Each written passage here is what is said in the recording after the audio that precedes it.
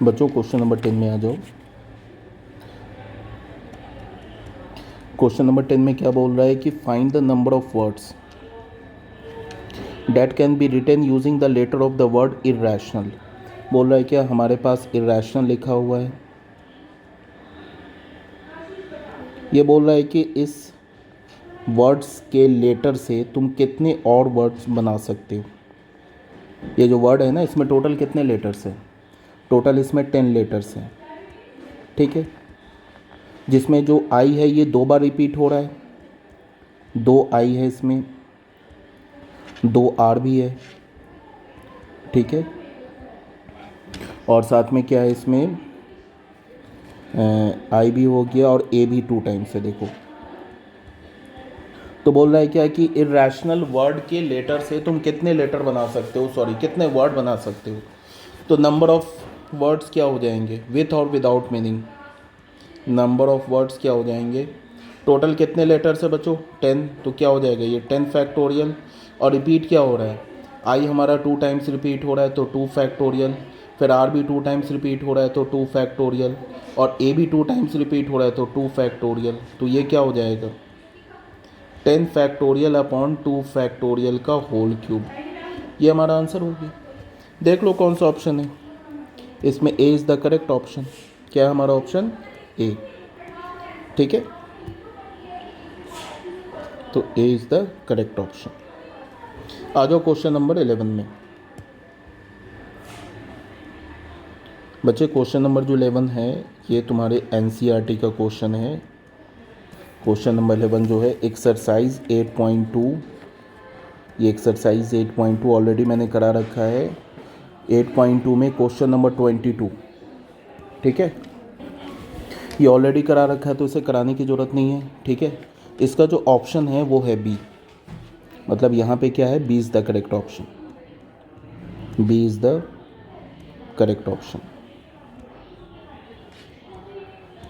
अब आ जाओ नेक्स्ट में क्वेश्चन एग्जाम्पल नंबर 12। इसमें क्या बोला है, find the sum of the series up to n terms. तो क्या गिवन है 6 + 66 + 666, 1 2 3 4 ऐसे करके कितने टर्म्स हैं, n टर्म्स तक हैं। इनको ऐड करना है तो हमने क्या किया, 6 कॉमन ले लिया और 9 से डिवाइड कर दिया। तो ये हमारे पास क्या आ जाएगा 9 + 9 99, इस टाइप से आ जाएगा, ऐसे टर्म्स आ जाएंगे, ठीक है, अप टू n टर्म्स। तो ये हो गया 6/9, और इसको 9 को क्या लिख सकते हैं 10 - 1, प्लस ये हो जाएगा 10² - 1, ये हो जाएगा 10 पे पावर 3 - 1। ऐसे करके कितने टर्म्स बनेंगे, n टर्म्स बनेंगे, ठीक है। तो ये हो गया 6/9। इसमें हमने क्या किया, हर एक ब्रैकेट के ना पहले टर्म को एक साथ लिख लिया, 10 + 10² + 10³ ऐसे आ जाएगा। लास्ट वाला टर्म क्या होगा, nth टर्म 10 पे पावर n, फिर -1 -1 -1 ये कितने टाइम्स है, n टाइम्स है। तो इसको हम क्या लिख सकते हैं, -n, ठीक है। तो यहाँ पे क्या आ जाएगा बच्चे, यहाँ पे n आ जाएगा। बेटा अब ध्यान से देखो कि ये जो है ना हमारा, ये हमारा जीपी है जिसमें n टर्म्स है। तो क्या होगा, जीपी के n टर्म्स का फॉर्मूला क्या होता है, a r⁻n - 1 अपॉन r-1, यही होता है ना।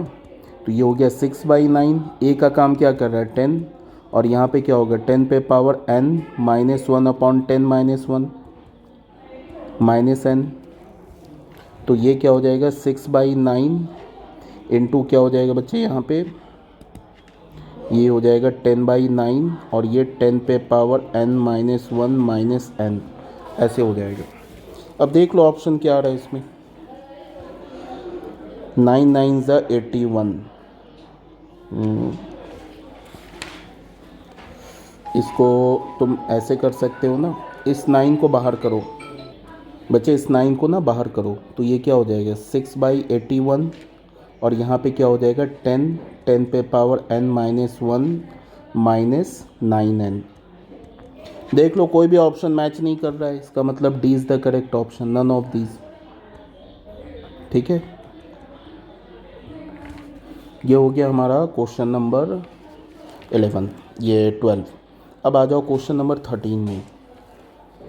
क्वेश्चन नंबर 13 में तुमसे क्या बोल रहा है कि the product of three geometric means, तीन ज्योमेट्रिक मीन्स का product, the product of three geometric means between 4 and 1/4। पहला जो नंबर दे रखा है 4 एंड जो दूसरा नंबर दे रखा है 1/4, इन दोनों नंबर्स के तीन ज्योमेट्रिक मीन्स का प्रोडक्ट पूछ रहा है।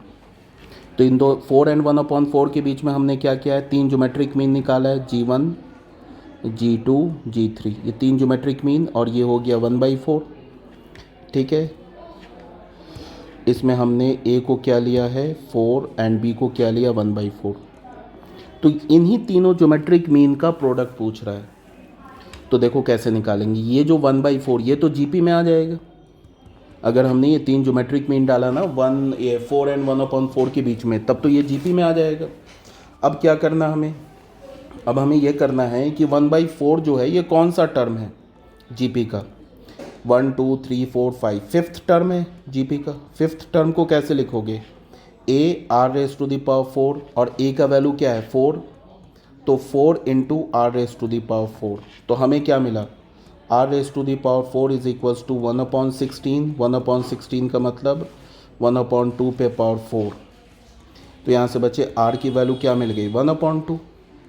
अब ये जो G1 है ये तो GP का सेकेंड टर्म है ना, तो सेकेंड टर्म को कैसे लिखते हैं, AR, A का वैल्यू है 4, R का वैल्यू है 1/2, तो क्या मिल जाएगा 2। G2 जो है ये थर्ड टर्म है, तो AR², तो A का वैल्यू है 4, R का वैल्यू है 1/2 का स्क्वायर, तो ये 1 हो जाएगा।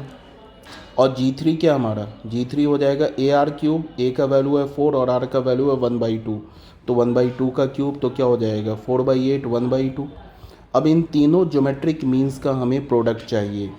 कहने का मतलब है G1 × G2 × G3, तो G1 है 2, G2 है 1 और ये है 1/2, तो ये आ जाएगा 1।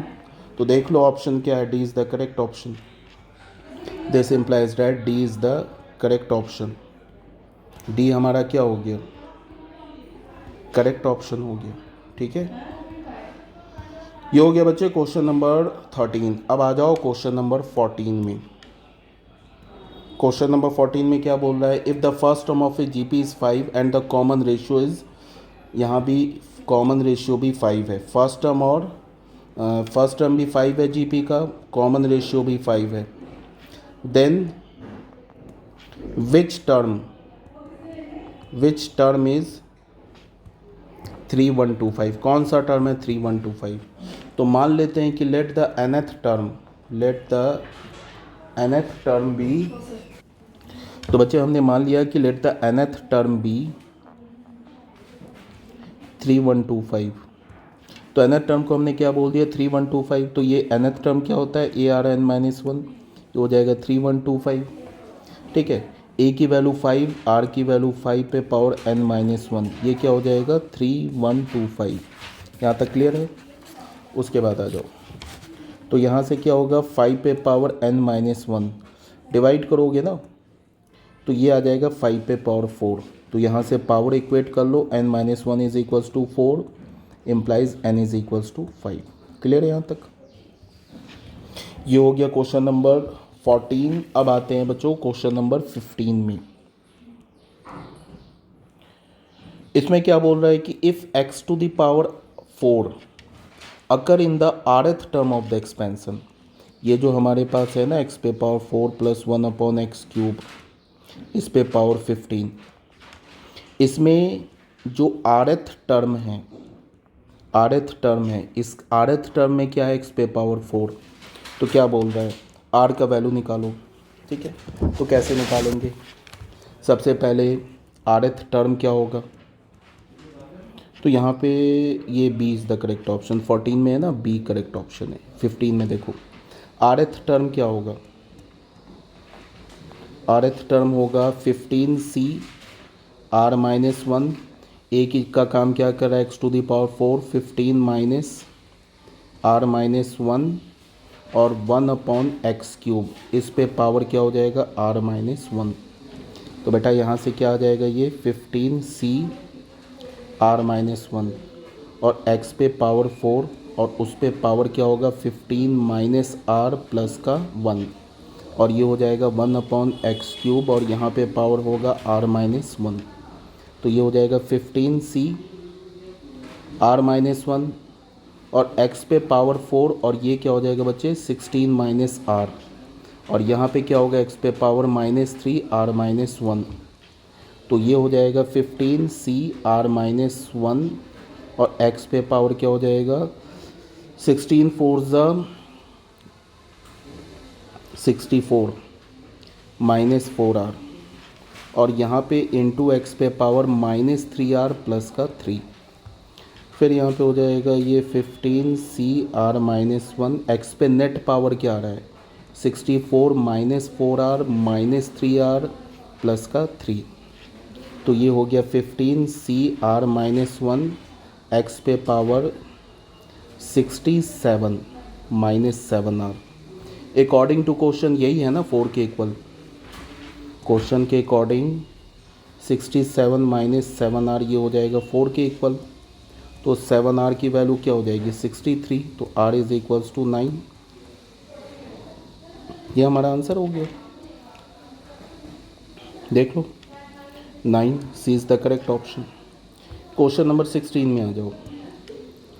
क्वेश्चन नंबर 16 में क्या बोल रहा है, in a train 5 seats are vacant. किसी ट्रेन में ना 5 सीट जो है अवेलेबल है, ठीक है 1 2 3 4 5। इन then how many ways can 3 person sit, कितने वेज से 3 पर्सन बैठ सकते हैं। बच्चे 5 सीट अवेलेबल है तो 5 सीट पे 3 पर्सन को कितने वेज से बैठा सकते हो 5p3 वेज से, ठीक है। अब 5p3 का वैल्यू कैलकुलेट कर लो, 5 फैक्टोरियल अपॉन 5 -3 फैक्टोरियल। ये क्या हो जाएगा बच्चों 5 फैक्टोरियल अपॉन 2 फैक्टोरियल मीन्स 5 × 4 × 3 20 × 3, ये क्या आ जाएगा आंसर 60, ठीक है। तो इसका ऑप्शन आंसर क्या हो गया 60। आ जाओ क्वेश्चन नंबर 17 में। 17 में क्या दे रखा है, if the nth term of the geometric progression. बच्चों यहाँ पे जो ज्योमेट्रिक प्रोग्रेशन है ना ये प्लस प्लस है, ऐसे दे रखा है geometric progression 5 5/2 5/4 5/8 and so on. इस ज्योमेट्रिक प्रोग्रेशन का जो nth टर्म है वो किसके इक्वल है, nth टर्म जो है वो इक्वल है 5/1024 के। तो हमसे क्या बोल रहा है n का वैल्यू निकालो, तो nth टर्म क्या होता है ARn-1, ये क्या हो जाएगा 5/1024। a की वैल्यू क्या है 5 और इसमें कॉमन रेशियो क्या होगा second term upon first term, क्या आ जाएगा 1/2। तो यहाँ पे डालेंगे 1/2 और यहाँ पे पावर n-1 5/1024 5 5 कैंसिल, तो यहाँ से क्या हो जाएगा 1/2 पे पावर n-1 1 आ जाएगा 1024। बेटा इसको कैलकुलेट करोगे ना तो ये आ जाएगा 1/2 पे पावर n-1, ये आ जाएगा 1/2 पे पावर 10। पावर इक्वेट करोगे n-1 is equals to 10 implies n is equals to 11, ये आंसर आ जाएगा, ठीक है। क्वेश्चन नंबर 18 में आ जाओ। 18 में क्या बोल रहा है, इफ़ द लाइन, हमारे पास एक लाइन ये दे रखा है, दूसरा लाइन दे रखा है y is equals to x plus 5 and तीसरा लाइन क्या दे रखा है 5y plus bx is equals to 3। ये तीनों लाइंस अगर कंकरेंट है तो हमें b का वैल्यू निकालना है। तो अगर ये तीनों लाइंस कंकरेंट है तो किसी भी दो लाइन का पॉइंट ऑफ इंटरसेक्शन निकाल लो, वो पॉइंट ऑफ इंटरसेक्शन तीसरे लाइन को सेटिस्फाई करेगा। तो इन दोनों का पॉइंट ऑफ इंटरसेक्शन निकाला, तो कैसे निकालेंगे, दोनों लाइंस को साइमल्टेनियसली सॉल्व करो। तो क्या किया हमने 4x प्लस 3 और यहाँ से y का वैल्यू क्या लिख दिया हमने x plus 5 is equals to 1। तो यहाँ से क्या मिल गया 4x प्लस 3x प्लस का 15 इज इक्वल्स टू 1। तो यहाँ से हमें मिला 7x इज इक्वल्स टू -14। तो x की वैल्यू हमें क्या मिल गई -2।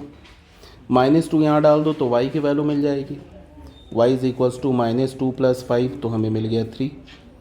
तो यहाँ से हमें y का वैल्यू क्या मिल गया 3। इन दोनों लाइंस का पॉइंट ऑफ इंटरसेक्शन हमें क्या मिला -2, 3। और ये जो तीनों लाइंस है, ये तीनों लाइंस आपस में क्या है, ये लाइन और ये लाइन कंकरेंट है। तो इन दोनों लाइंस का जो पॉइंट ऑफ इंटरसेक्शन होगा ये तीसरे लाइन को सेटिस्फाई करेगा। तो डाल दो 5, y की जगह क्या डालोगे 3 + b, और x की जगह -2 इज इक्वल्स टू 3। तो क्या हो गया 15 - 2b इज इक्वल्स टू 3। तो यहाँ से क्या हो जाएगा 12 इज इक्वल्स टू 2b। तो b की वैल्यू हमें क्या मिल गई, b इज इक्वल्स टू 6। ये आंसर आ गया। ठीक है, क्वेश्चन नंबर 19, ये देखो सॉल्यूशन इसका। The number of words which can be formed from the letter of the word maximum. Maximum हमारे पास लिखा हुआ है, बोल रहा है कि इस वर्ड के लेटर से तुम कितने वर्ड्स बना सकते हो। कंडीशन क्या गिवन है, if two consonants can not occur together. Consonant एक साथ नहीं आने चाहिए। ठीक है, इस वर्ड मैक्सिमम वर्ड के लेटर से तुम कितने वर्ड बना सकते हो under the condition that two consonants can not occur together. बच्चे सबसे पहले कॉन्सोनेंट है क्या, एक m, दूसरा क्या है x, फिर है m, और फिर क्या हमारे पास m। ये तो कॉन्सोनेंट हो गया। और वॉवेल्स क्या लिखा है a, i एंड u। बोल रहा है कि ये जो 4 कॉन्सोनेंट है ना, इसमें से कोई भी 2 कॉन्सोनेंट एक साथ नहीं आने चाहिए। तो हमने क्या किया, वॉवेल्स को अरेंज किया। 3 वॉवेल्स है, कितने वे से अरेंज कर सकते हैं, 3 फैक्टोरियल वे से। तो 3 फैक्टोरियल वे में से हमने कोई भी एक वे उठा लिया। अब यहाँ पे कितने पॉसिबल प्लेस बच जाएंगे कॉन्सोनेंट के लिए, 4 वेज बच गए, और 4 प्लेसेस क्रिएट हो गए। इन प्लेसेस में अगर मैं कॉन्सोनेंट को डालूंगा तो कोई भी 2 कॉन्सोनेंट इकट्ठे नहीं आएंगे। तो 4 प्लेसेस जनरेट हो गए, और टोटल कॉन्सोनेंट कितने 4। तो कितने वे से हम लोग परम्यूट कर सकते हैं इन 4 प्लेसेस पे 4 कॉन्सोनेंट को, 4 फैक्टोरियल अपॉन 3 फैक्टोरियल वे से। क्यों, बिकॉज ये m जो है 3 बार रिपीट हो रहा है इनटू, और ये जो हमारा वॉवेल्स है इनको कितने वे से अरेंज कर सकते हैं, 3 फैक्टोरियल वे से। तो कैंसिल होके आ जाएगा हमारा 4 फैक्टोरियल। 4 फैक्टोरियल का मतलब 4 × 3 × 2 × 1 24 वे से। ये आंसर हो गया। क्वेश्चन नंबर 20 में आ जाओ। क्या बोल रहा है, हमारे पास एक पॉइंट दे रखा है -1, 2, 1, एंड एक दूसरा पॉइंट हमारे पास दे रखा है 1, 2। Then if a straight line passes through the point, अगर कोई स्ट्रेट लाइन इन दोनों पॉइंट से पास कर रहा है तो इस स्ट्रेट लाइन का x इंटरसेप्ट क्या होगा। तो कैसे सॉल्व करेंगे, पहले इन दोनों पॉइंट से पास करने वाले स्ट्रेट लाइन का इक्वेशन लिख लेंगे। कैसे लिखेंगे, 2 पॉइंट फॉर्म से। Equation of line A B line का इक्वेशन क्या होगा बच्चे, y - 1 is equals to 1 - 2 upon -1/2 -1 x minus ऑफ -1/2। 2 पॉइंट फॉर्म लगा दिया तो y - 1 इज इक्वल्स टू क्या मिला, -1 अपॉन -3/2, और ये हो जाएगा x + 1/2। तो यहाँ से क्या मिलेगा, y - 1 इज इक्वल्स टू 2/3 और x + 1/2 क्रॉस मल्टीप्लाई करो तो ये हो जाएगा 3y - 3 is equals to 2x plus का 1। तो यहाँ से हमें क्या मिल जाएगा, यहाँ से हमें मिल जाएगा 2x - 3y प्लस का 4 इज इक्वल्स टू 0। ये तो हमें स्ट्रेट लाइन की इक्वेशन आ गई जो पॉइंट ए एंड बी से पास कर रहा है। अब ये बोल रहा है कि ये स्ट्रेट लाइन, इसका x इंटरसेप्ट निकालना है। x इंटरसेप्ट का मतलब ये स्ट्रेट लाइन x एक्सिस को किस पॉइंट पे कट कर रही है। तो ये स्ट्रेट लाइन x एक्सिस को जिस पॉइंट पे कट करेगी उसका y कोऑर्डिनेट 0 होगा। तो यहाँ पे y को 0 डाल दो, 3 × 0 प्लस का 4 इज इक्वल्स टू 0। तो यहाँ से हमें क्या मिल गया, 2x + 4 इज इक्वल्स टू 0, तो x इज इक्वल्स टू -2। ये हमारा आंसर हो गया। ठीक है बच्चों, okay, thank you very much.